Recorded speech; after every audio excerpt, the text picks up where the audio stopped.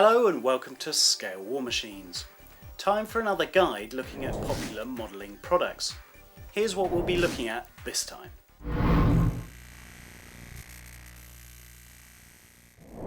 We've been sent something a little bit different, targeted mainly at figure modelers.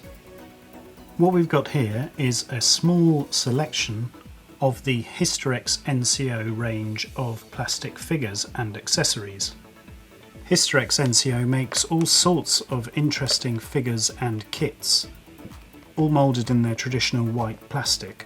The range is absolutely immense, and Historex agents of Dover have sent us a little example of what you can find in their range. What we'll do is we'll look at them and then we'll build one to give you an example of how these figures go together. What's interesting with the Historex Nco series of figures is the approach they've taken.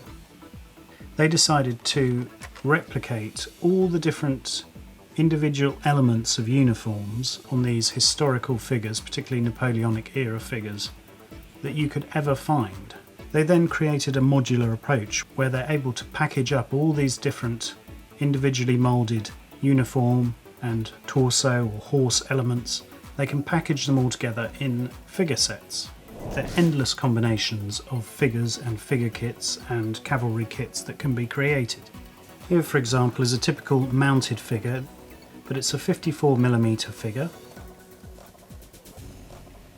This is a mounted hussar from 1805 to 1813, and this is fairly typical of the mounted figures, and you can see clearly what you get.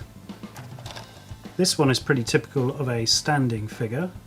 It's a British officer or standard bearer on foot.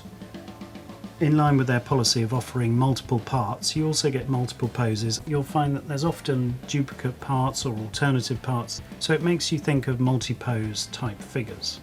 To illustrate the kits they release, this is 3300, an artillery train that builds into a substantial kit.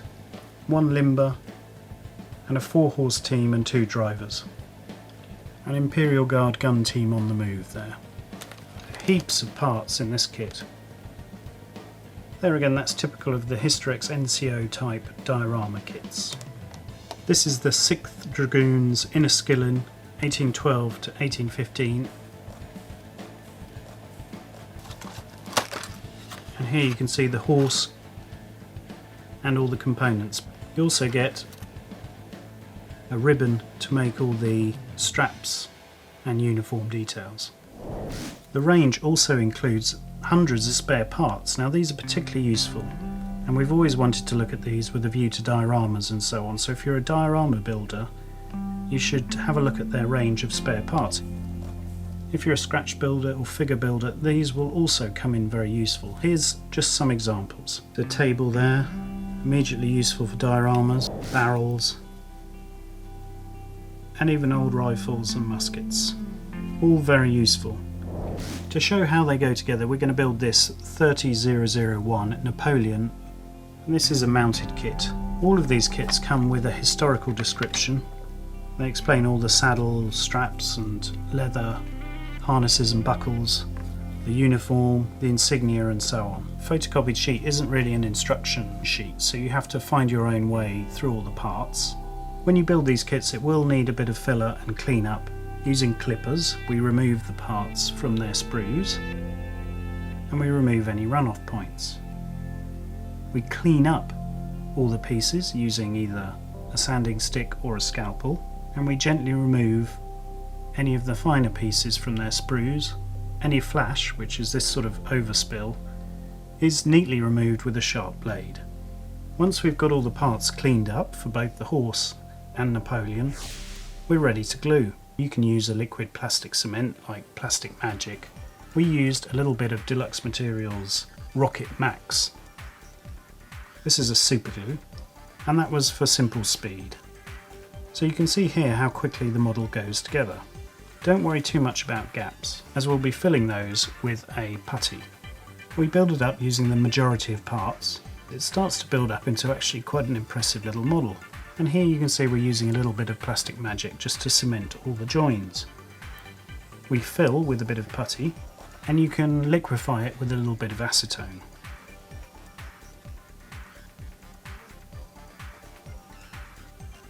Once it's all dry, we sand it down, and it cleans up pretty well. That just leaves all the final little insignia, uniform and harness details to add, and then little items like stirrups and so on that we would add. You get a plastic injection moulded figure. Given this is a manufacturer who's been making these sort of figures for years, we've been pretty impressed. So there you go, just one of the figures in the Historex range of injection moulded soldiers. Thanks for watching, and bye. There's more videos on the website, and you can check out our Facebook, Google+, and Twitter communities. Bye for now.